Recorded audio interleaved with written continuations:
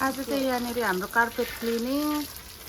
चेयरहरू cleaning सबै cleaning day हुँदैछ आज चाहिँ हाम्रो यहाँनिर मजाले घाम लागिरहेछ 28 डिग्री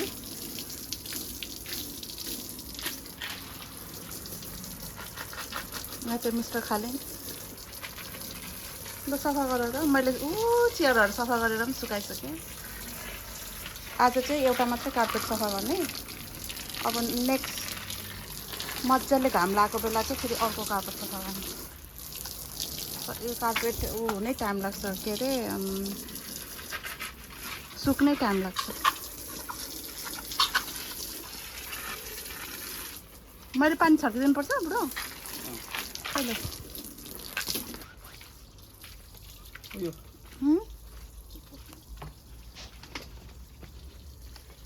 कहिले होता है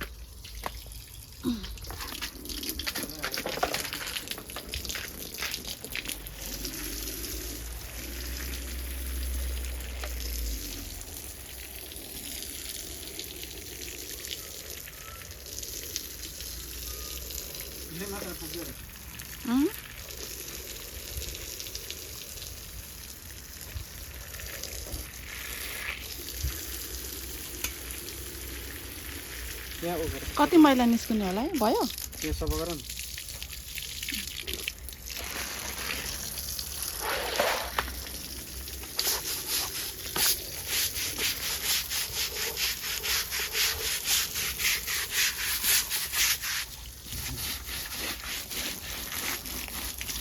हिजो सबैतिर सफा गर न त्यसरी हो त्यसरी कति मैला निस्किने होला ओमा गट 1 वर्षको लास्ट इयर धुयो हामीले यो कहाँ हुन्छ लास्ट इयर धुयो हो जस्तो मलाई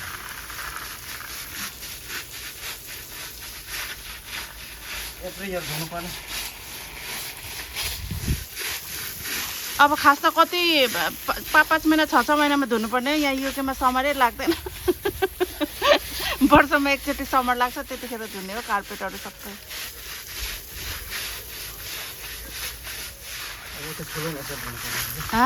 त्यो ठुलो नेसर धुनुपर्ने त्यो ठुलोलाई त यहाँ स्पेसै हुँदैन त्यो त उही बाहिर चौरमै धुनुपर्छ अब नेक्स्ट मजाले घाम लागेको बेला धुनुपर्छ ल त्यो चाहिँ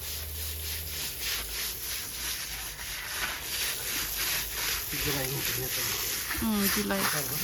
33 डिग्री हुँदाखेरि धुनुपर्छ त्यो चाहिँ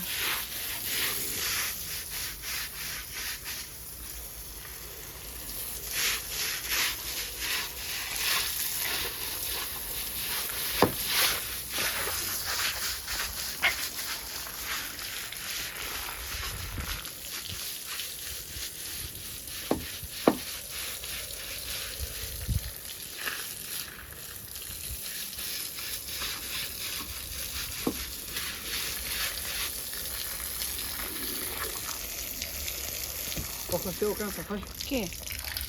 ब्रस यहाँ छ फेरि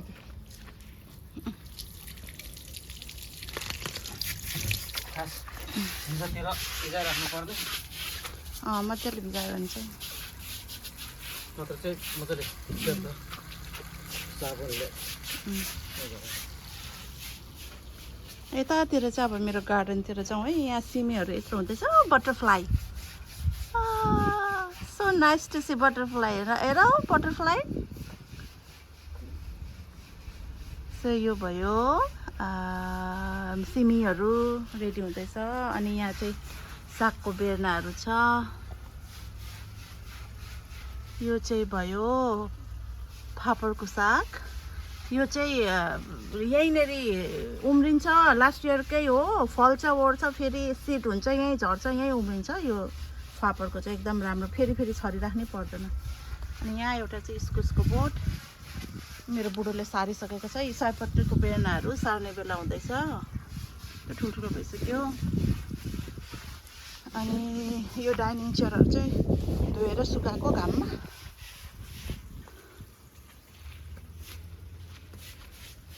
यहाँ हेर्नु न यो सागहरू सबै चराले खाइदिएर कि हाम्रो त कति गाह्रो हुने कि हाम्रो रुख छ हाम्रो घर नजिकै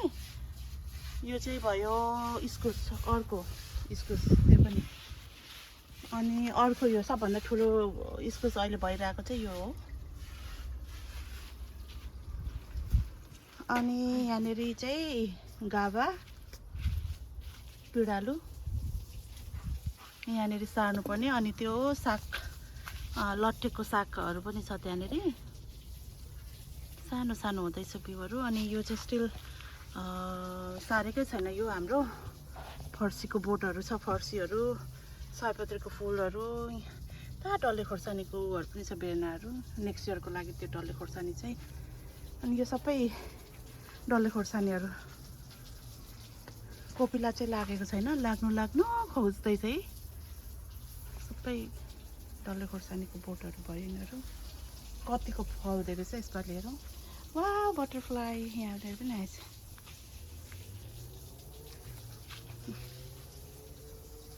राम्रो के यो बटरफ्लाई हेर्नु न कस्तो मजा लाग्ने लाइभ बटरफ्लाईहरू देख्दाखेरि अनि यो पनि बेर्नाहरू हामी ढिलो भइसक्यो भर्खर यत्रो हुँदैछ यो कहिले ठुलो हुने है अनि यहाँ छ अर्को एउटा इस्कुस सानै छ इस्कुसको अरू यो फर्सीकोहरू यो चुचे करेलाहरूको सार्नै पर्ने बाँकी छ अनि यता चाहिँ सोइल रेडी गर्दै यता सार्ने अनि यो चाहिँ आलुहरू भयो यो आलुहरू चाहिँ एभ्री इयर यसरी आफै पलाउँछ लास्ट इयर पलाएको ठाउँमै आलुहरू यो मेरो पपी फुल चाहिँ कहाँबाट आलुहरूको बिचमा 2 बोट आएछ यहाँ एउटा बोट अनि यहाँ अर्को एउटा बोट फुलेर पनि सुकिसकेछ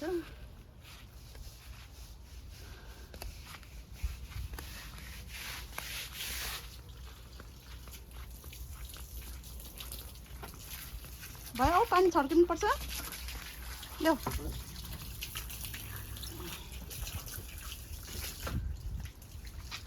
कस्तो मजाको दिन छ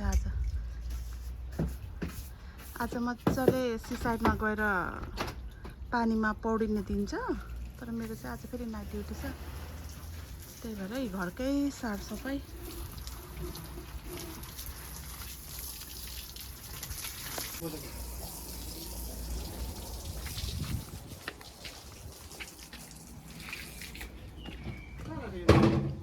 ल यो कार्पेट चाहिँ धोएर पनि अब सुकाइसक्यो हामीले अहिले चाहिँ अब अर्को सानो धुनु लाग्दैन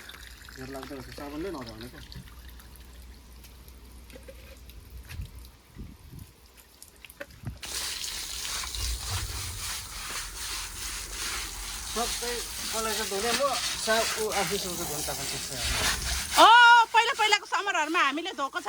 नकराउ तिमी काममा हुँदाखेरि हामीले धोएको छ हो त्यही त हामीले गरेको तिमीले कामै छिटो बुझाउँदैनौ त नि राम्रो काम गर्नु पर्यो जाने अन्दाजी गरेर कस्तो गर्नु सबै गरिहाल्छ प्रपर गर्नु पर्यो गरेपछि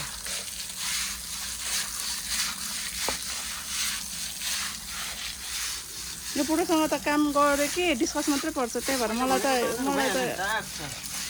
कामै गर्नु मन लाग्दैन तिमीसँग यहाँ मलाई बोलाउँछ हेल्प गर्नुको लागि डिस्कस गरेर होइन मैले भनेको मान्नु न एक्सपिरियन्स मान्छे हो यहाँ तल कसरी गर्दा सिक्छ कसरी धुँदा जान्छ भन्ने कुरा गर्दा हुने भयो हामीले गऱ्यो भने फेरि ओ तिमीहरूले गरेको यस्तो उस्तो भएन भन्छ फेरि प्रपर गर्दैन प्रपर गर्नु पर्यो पानीले चाहिँ भिजाउनै पर्छ त्यो साबुन धोएको चाहिँ अलि माथिसम्म पानी भएको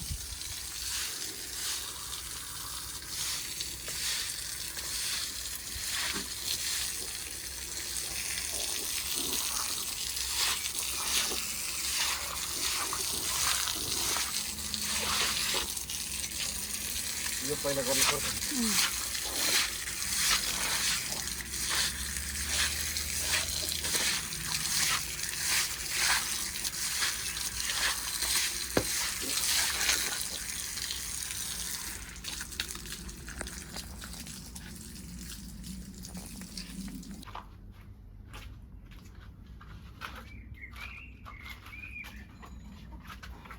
हो त्यहाँ पापा अघि एउटा घोचा होइन घोचा गाडेको थियौ नि अघि त्यहाँ हुँदैन सेप बस्दैन कस्तो कुरा गर्छ बिचमा यस्तो ठाडो कसरी हुन्छ सेप तपाईँको